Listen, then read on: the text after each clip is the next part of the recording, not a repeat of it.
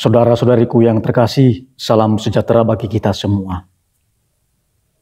Mahkamah Agung atau MA melarang secara resmi pengadilan mengabulkan perkawinan beda agama dan keyakinan. Keputusan tersebut tertuang dalam Surat Edaran MA atau SEMA nomor 2 tahun 2023 tentang petunjuk bagi hakim dalam mengadili perkara permohonan pencatatan perkawinan antar umat yang berbeda agama dan berbeda kepercayaan. Tentu saja perlu kita membaca kira-kira apa isi dari SEMA tersebut. Isinya begini. Jakarta 17 Juli 2023 kepada para ketua atau kepala pengadilan tingkat banding, para ketua atau kepala pengadilan tingkat pertama di seluruh Indonesia. Surat Edaran nomor 2 tahun 2023 tentang petunjuk bagi hakim dalam mengadili perkara permohonan pencatatan perkawinan antar umat yang berbeda agama dan kepercayaan. Untuk memberikan kepastian dan kesatuan penerapan hukum dalam mengadili permohonan pencatatan perkawinan antar umat yang berbeda agama dan kepercayaan, para hakim harus berpedoman pada ketentuan sebagai berikut. Pertama, perkawinan yang sah adalah perkawinan yang dilakukan menurut hukum masing-masing agama dan kepercayaannya itu sesuai dengan pasal 2 ayat 1 dan pasal 8 huruf F Undang-Undang nomor 1 tahun 1974 tentang perkawinan. Kedua, pengadilan tidak mengabulkan permohonan pencatatan perkawinan antar umat yang berbeda agama dan kepercayaan. Demikian untuk diperhatikan dan dilaksanakan sebagaimana mestinya. Saudara-saudariku yang terkasih, terkait dengan surat edaran dari EMA ini, bagaimana tanggapan kita? Atau bagaimana tanggapan pribadi saya? Saudara-saudariku yang terkasih, tentu saja surat edaran EMA ini sangat kita sayangkan. Akibatnya sangat merugikan banyak pihak. Kedepan, pernikahan beda agama dan beda kepercayaan tidak bisa dicatatkan oleh Dukcapil. Kendati demikian, kita perlu membaca dengan baik pasal 35 huruf A Undang-Undang nomor 23 tahun 2006 tentang administrasi kependudukan yang menjelaskan bahwa pencatatan perkawinan berlaku pula bagi perkawinan yang ditetapkan pengadilan. Jadi sebenarnya di sini masih ada perbedaan hukum kalau seandainya ke depan pengadilan pada akhirnya memutuskan dan mengabulkan permohonan perkawinan beda agama. Berarti Dukcapil juga harus mencatat itu karena ada Undang-Undang nomor 23 tahun 2006 secara khusus yang dibahas di dalam pasal 35 ini. Jadi ada perbedaan pandangan. Maka sebenarnya kita berharap supaya undang-undang itu juga konsisten mengakui keberadaan dan juga aturan-aturan dari agama yang diakui oleh negara. Saudara-saudariku yang terkasih, saya mau membahas mengenai Undang-Undang nomor 1 tahun 1974 yang dirujuk oleh surat edaran EMA ini. Menariknya begini, pasal 2 ayat 1 Undang-Undang nomor 1 tahun 1974 tentang perkawinan menyatakan bahwa perkawinan adalah sah apabila dilakukan menurut hukum masing-masing agamanya dan kepercayaannya itu. Nah, saudara-saudariku yang terkasih, berarti MA bisa jadi belum membaca aturan hukum yang diajarkan oleh Gereja Katolik. Mengapa? Karena di dalam kitab hukum kanonik, Kanon 1086, dikatakan di sana bahwa beda agama merupakan halangan perkawinan yang sah. Tetapi saudara-saudariku yang terkasih, dimungkinkan diberikan dispensasi atas beda agama itu, sehingga perkawinan yang dilangsungkan menjadi sah. Tentu saja dispensasi atas beda agama itu diberikan ya oleh otoritas gereja, oleh Bapak Uskup atau oleh Romo Vikjen, kalau seandainya pihak Katolik ya berjanji, pertama, dia sekuat tenaga tidak meninggalkan iman Katolik, dia aktif dalam gereja Katolik dan juga memenuhi hak-hak dan kewajibannya di dalam gereja Katolik. Lalu yang kedua, semua anak yang lahir ya dibaptis dan dididik dalam gereja Katolik. Nah, jadi artinya di dalam ajaran gereja, di dalam hukum gereja Katolik dimungkinkan perkawinan beda agama itu kalau seandainya mendapatkan dispensasi dari otoritas gereja Katolik. Jadi seharusnya saudara-saudariku yang terkasih, pemerintah atau MA ya, membaca undang-undang atau aturan agama yang diakui oleh negara Republik Indonesia. Gereja Katolik itu diakui keberadaannya di Republik ini, di Indonesia ini.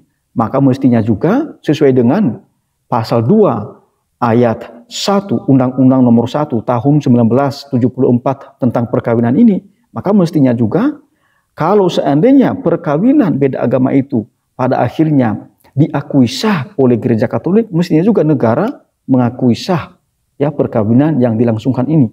Jadi ini saudara-saudariku yang terkasih yang perlu sekali di-clearkan ya, bagaimana Undang-Undang nomor 1 tahun 1974 ini khususnya di dalam pasal 2 ini supaya bisa juga berlaku bagi orang Katolik dalam aturan-aturan Katolik.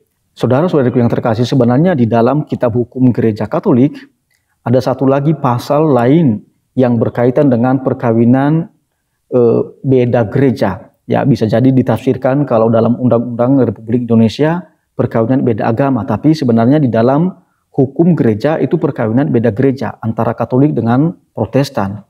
Memang dikatakan di dalam kanon 1124 bahwa perkawinan beda gereja itu merupakan larangan, maka mesti mendapatkan izin dari otoritas gereja Katolik. Kalau seandainya orang Katolik mau melangsungkan perkawinan beda gereja dengan umat Protestan. Jadi saudara-saudariku yang terkasih, kendati di dalam hukum gereja ada larangan atau ada halangan, tetapi di dalam hukum gereja itu juga disediakan dispensasi atau solusi. Nah, mestinya juga saudara-saudariku yang terkasih, undang-undang negara pun memberikan dispensasi atau solusi-solusi. Jadi bukan justru merugikan banyak pihak dengan undang-undang dari negara Republik Indonesia ini.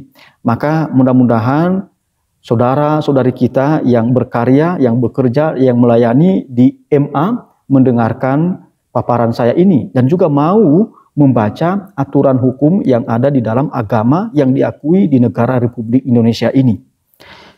Saya mau menyinggung sedikit berkaitan dengan pasal 8 huruf F Undang-Undang nomor 1 tahun 1974 yang juga dirujuk di dalam surat edaran MA tersebut. Di dalam pasal 8 dikatakan, perkawinan dilarang antara dua orang yang mempunyai hubungan yang oleh agamanya atau peraturan lain yang berlaku dilarang kawin. Nah, saudara-saudariku yang terkasih, memang perkawinan beda agama, yakni perkawinan antara mereka yang dibaptis Katolik dengan orang yang tidak dibaptis, ya, menjadi halangan di dalam gereja Katolik. Tetapi ada solusinya, yaitu pemberian dispensasi atas perkawinan beda agama dari otoritas gereja Katolik. Demikian juga perkawinan beda gereja tentu saja menjadi larangan perkawinan di dalam gereja Katolik. Tetapi ada juga solusi, yaitu meminta izin dari otoritas gereja Katolik. Sehingga dengan demikian, mereka yang memilih perkawinan beda agama dan juga perkawinan beda gereja itu bisa melangsungkan perkawinan secara sah di dalam gereja Katolik. Nah, saudara-saudariku yang terkasih, gereja Katolik tentu saja diakui keberadaannya di Indonesia. Maka kalau kita berpedoman pada Undang-Undang nomor 1 tahun 1974 ini, maka mestinya juga diakomodasi dong apa yang dianggap sah atau dipandang sah oleh gereja Katolik berkaitan dengan perkawinan beda agama atau beda gereja. Saudara-saudariku yang terkasih, kita berharap ke depan ya pemerintah Republik Indonesia mau mengakomodasi ya agama yang lain ya. Jangan sampai hanya menguntungkan agama tertentu lalu merugikan agama yang lain dengan peraturan perundang-undangan yang berlaku di Indonesia atau surat edaran MA seperti yang kita bahas ini. Jangan sampai aturan-aturan ini merugikan banyak pihak dan justru kesannya adalah diskriminatif kepada mereka yang minoritas atau kepada mereka yang tidak bisa bersuara, ya. Jadi saudara-saudariku yang terkasih, kita berharap kepada pemerintah Republik Indonesia supaya sungguh-sungguh melihat dan mengakomodasi keberadaan dan juga aturan-aturan dari agama yang diakui oleh negara di dalam pelaksanaan peraturan perundang-undangan yang berlaku di negara kita ini. Ada beberapa saran saya. Yang pertama, umat Katolik yang memilih menikah beda agama mesti tetap setia menganut agama Katolik dan menikah secara Katolik, yaitu berdasarkan tata peneguhan Gereja Katolik. Mengapa?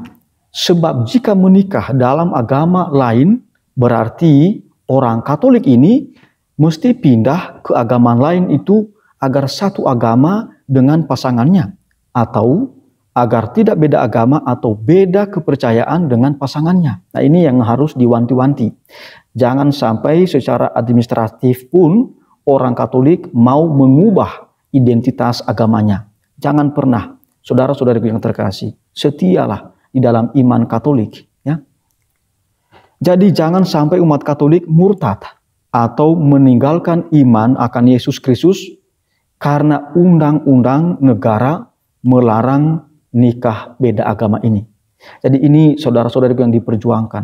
Tentu saja ini saya menyampaikan ini, saya bisa melihat pikiran, ya, hati saudara-saudariku yang terkasih. Tentu saja ini sangat berat untuk kita juga, ya. Maka berjuanglah, ya, kita saling mendoakan, kita saling menguatkan, itu ya, kita saling mendukung supaya kita setia di dalam iman Katolik, iman akan Yesus Kristus. Nah, ini yang lebih penting saudara-saudariku yang terkasih. Tanggapan saya yang kedua, mereka yang bukan Katolik mau berbesar hati untuk menjadi warga Katolik jika mau menikah dengan orang Katolik. Jadi kita panggil mereka supaya mereka mau berbesar hati untuk menjadi warga Katolik dan mau menikah secara Katolik dalam tata peneguhan Gereja Katolik. Tentu kita tidak boleh memaksa mereka, ya, yang bukan Katolik ini. Sebab saya ingat di dalam kanon 748 paragraf kedua dikatakan bahwa tak seorang pun dibenarkan memaksa orang lain untuk memeluk iman Katolik melawan hati nuraninya. Maka saudara-saudariku yang terkasih, sekali lagi marilah kita juga persilakan saudara-saudari kita yang bukan Katolik ini sungguh-sungguh memikirkan apa yang terbaik. Itu ya. Kalau saya menyarankan berarti mereka mau berbesar hati untuk mau menjadi warga Katolik supaya secara administratif mereka bisa mencatatkan perkawinan mereka. Tanggapan saya yang ketiga, nah ini barangkali saudara-saudari yang terkasih perlu diperhatikan sungguh-sungguh dengan hati yang bersih dan pikiran yang bersih juga, yaitu orang Katolik perlu berjuang agar menikah dengan yang seiman dengan umat Katolik. Tentu saja pasti ada komentar, tapi pastor, saya memiliki pacar, ya selalu memiliki pacar yang bukan Katolik, ya, atau di negara kita ini juga mayoritas bukan Katolik. Jadi kemungkinan bahwa orang Katolik berpasangan, ya, dengan yang bukan Katolik itu sangat terbuka. Tapi saudara-saudariku yang terkasih, berjuanglah, ya. Jangan patah semangat, jangan putus asa. Berjuang supaya menikahlah dengan mereka yang seiman dengan kita, ya. Menikahlah dengan orang Katolik. Nah, itu secara administratif tidak ada masalah, itu ya. Lalu juga secara undang-undang juga tidak ada masalah. Kita sudah diberikan masalah secara undang-undang. Maka saudara-saudariku yang terkasih, cerdiklah, ya, cerdaslah. Jangan sampai karena undang-undang ini atau karena masalah administrasi negara ini juga kita meninggalkan iman Katolik. Tentu saja sekali lagi perjuangan kita berat. Tetapi tentu kalau kita menyerahkan diri kita, ya, perkara-perkara kita kepada Tuhan Yesus yang kita imani itu, pelan-pelan kita semakin hari semakin kuat dan juga semakin setia di dalam iman kita.